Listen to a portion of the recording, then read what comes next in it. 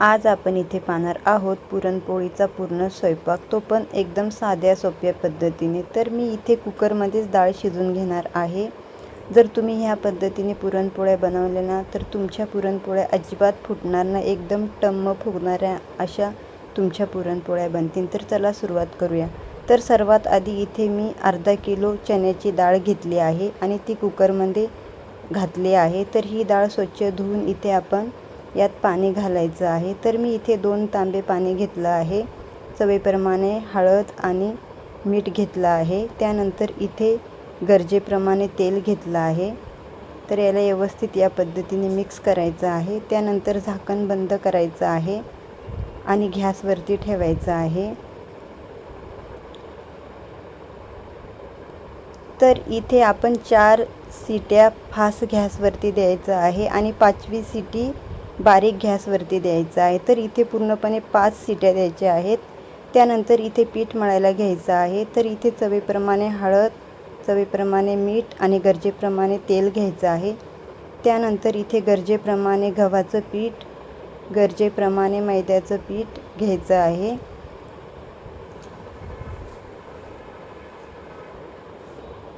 त्यानंतर इथे पाणी घ्यायचं आहे। तर पाणी किती गरज वाटते तिथपर्यंतच घ्यायचं आहे आणि हे पीठ इथे मळायचं आहे। म्हणजे जसं आपण गव्हाचं पीठ मळतो त्याच पद्धतीने इथे हे पीठ मळायचं आहे।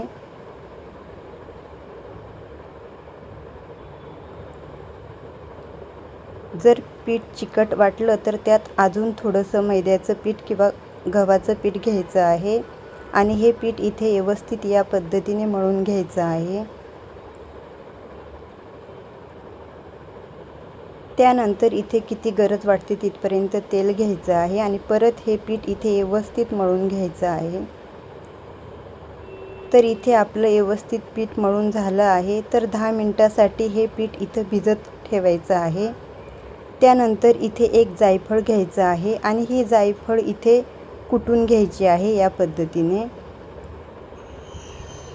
त्यानंतर इथे मिक्सरचं भांडं घ्यायचं आहे आणि त्याच्यामध्ये ही कुटलेली जायफळ घालायची आहे, इलायची घ्यायची आहे, काळी मिरी घ्यायची आहे आणि बडीशेप घ्यायची आहे आणि सुंठ पावडर घ्यायची आहे। तर हे सर्व आपण इथे मिक्सरमध्ये बारीक वाटून घ्यायचं आहे, म्हणजे व्यवस्थित बारीक पावडर तयार करायची आहे। तर इथे तुम्ही पाहू शकता मस्त अशी आपली पावडर तयार झाली आहे। तर चाळणीवरती या पद्धतीने चाळून घ्यायचं आहे आणि राहिलेला चोथा आपण इथे ठेवायचा आहे आमटीमध्ये घालण्यासाठी। तर ही इथे मस्त बारीक पावडर तयार झाली आहे। तर इथे आपले 5 शिटी झाले आहे आणि डाळसुद्धा इथे छान अशी शिजली आहे। तर इथे मी थोडीशी डाळ आमटी बनवण्यासाठी काढणार आहे। तर डाळीमधलं पूर्णपणे पाणी आपलं आटलं आहे आणि डाळसुद्धा चांगली शिजली आहे। तर मी इथे 2 चम्मच डाळ आमटी बनवण्यासाठी काढून घेत आहे।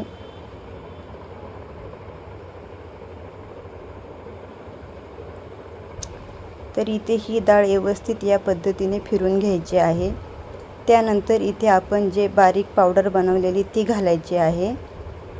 त्यानंतर इथे किती गरज वाटते तिथपर्यंत गुळाची पावडर घ्यायची आहे, म्हणजे तुम्हाला किती गोड पुरणपोळ्या आवडतात तिथपर्यंत तुम्ही इथे गुळाचा वापर करू शकता आणि हे व्यवस्थित इथे फिरून घ्यायचं आहे। त्यानंतर इथे गॅस बारीक ठेवायचा आहे आणि याला व्यवस्थित इथे परतून घ्यायचं आहे, म्हणजे जे पण गुळातलं पाणी असतं ते पूर्णपणे इथे आटून घ्यायचं आहे। तर जास्त नाही 10 मिनिटं लागतात। तर या पद्धतीने ह्याला फिरवत राहायचं आहे, म्हणजे व्यवस्थित याचं बूड नाही लागून द्यायचं आहे।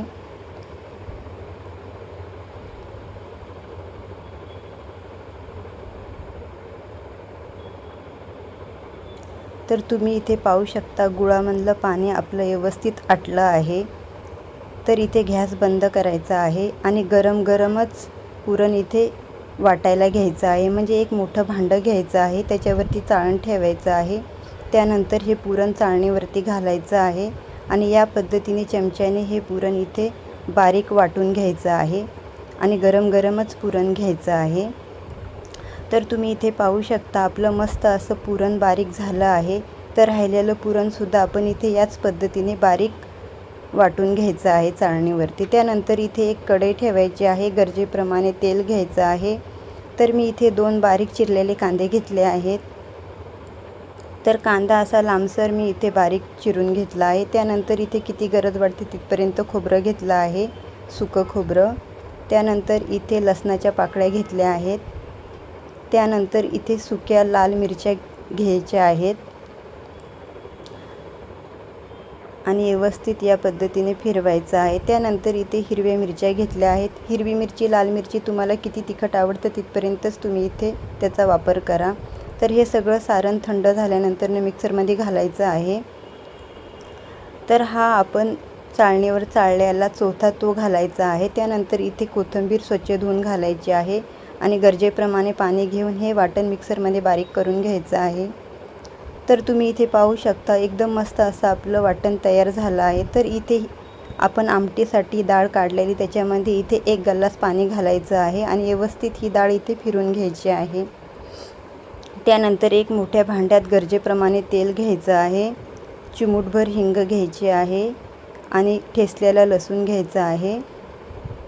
त्यानंतर इथे मिक्सरमध्ये जे वाटण आपण बारीक केलेलं ते घ्यायचं आहे आणि व्यवस्थित याला मिक्स करायचं आहे आणि गॅस बारीकच ठेवायचा आहे। त्यानंतर इथे चवीप्रमाणे हळद, चवीप्रमाणे मीठ घालायचं आहे आणि व्यवस्थित मिक्स करायचं आहे। त्यानंतर इथे शिजलेली डाळ घालायची आहे आणि किती गरज वाटते तिथपर्यंत इथे तुम्ही पाणी घ्या, म्हणजे तुम्हाला किती रस्सा हवे तिथपर्यंत तुम्ही इथे पाण्याचा वापर करू शकता। त्यानंतर इथे मी थोडंसं वाटलेलं पुरण घेतलं आहे आणि अर्धा गल्लास पाणी घातलं आहे आणि व्यवस्थित मिक्स करून हे पुरणाचं पाणी आपण आमटीमध्ये घालायचं आहे। याच्यामुळं काय होतं, आमटीला एक वेगळीच चव येते। तर याला व्यवस्थित परत मिक्स करून घ्यायचं आहे आणि 5 मिनिटासाठी याला व्यवस्थित शिजून घ्यायचं आहे। तर इथे 5 मिनिटं झाले आहे आणि एकदम मस्त झणझणीत चमचमीत अशी मस्त आपली आमटी तयार झाली आहे। तर इथे गॅस बंद करायचा आहे। तर आता आपण इथे पुरणपोळी बनवायला घेऊया। तर इथे सगळं पुरण आपलं व्यवस्थित बारीक वाटून झालं आहे। तर त्यासाठी आधी इथे एक गोळा तयार करायचा आहे आणि तो गोळा या पद्धतीने लाटायचा आहे। त्यानंतर इथे किती गरज वाटते तिथपर्यंत पुरण भरायचं आहे। तर मी इथे जास्त पुरण भरत आहे, तुम्हाला जमेल तिथपर्यंत तुम्ही इथे पुरण भरा आणि या पद्धतीने जसं मोदकला आपण आकार देतो त्या पद्धतीने ह्या पिठाच्या गोळ्याला आकार द्या। त्यानंतर हे पीठ राहिलेलं इथे या पद्धतीने काढून घ्यायचं आहे आणि परत याला चपटं करायचं आहे आणि हाताने या पद्धतीने गोळा तयार करायचा आहे। त्यानंतर एकदाच इथे सुकं पीठ लावायचं आहे आणि पुरणपोळी या पद्धतीने लाटायला घ्यायची आहे। तर पुरणपोळी लाटताना आलटी पलटी करूनच लाटायचं आहे, म्हणजे काय होतं, पुरणपोळी आपली मस्त अशी फुगते आणि हलक्या हाताने लाटायची आहे, एकदम असं जोर नाही द्यायचा, म्हणजे आपली पुरणपोळी फुटू शकते। तर इथे एकदम मस्त मोठी पुरणपोळी आपली लाटून झाली आहे, तुम्ही पाहू शकता।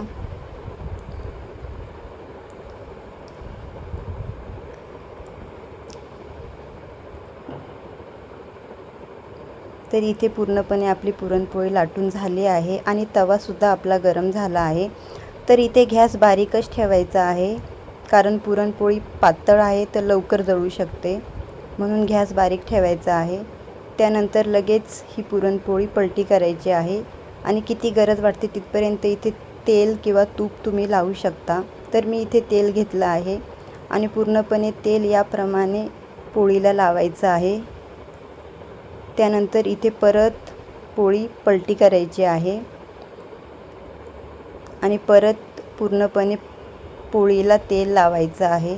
तर तुम्ही इथे पाहू शकता एकदम टम्म फुगणारी मस्त अशी आपली पुरणपोळी इथे तयार झाली आहे। तर राहिलेल्या पुरणपोळ्यासुद्धा आपण इथे याच पद्धतीने बनवायच्या आहेत। रेसिपी आवडली असेल तर चॅनेलला सबस्क्राईब करा आणि लाईक करा आणि असेच छान छान रेसिपी पाहण्यासाठी भेटू पुढच्या रेसिपीमध्ये. धन्यवाद.